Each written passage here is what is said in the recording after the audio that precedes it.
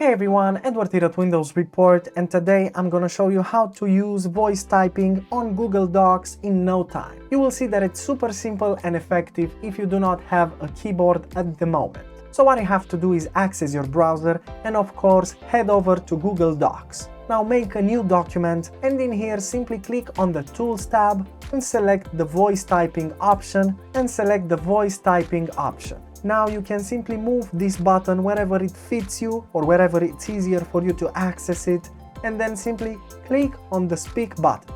Now the last thing you have to do is select the allow option in Chrome to allow the microphone to work. And as you can see, this works like a charm. From here on, feel free to use voice typing as much as you want, as it's certainly very effective. So that was super simple, isn't it? Of course, if this video helped you, make sure to hit the like button and subscribe to our channel for more quality content.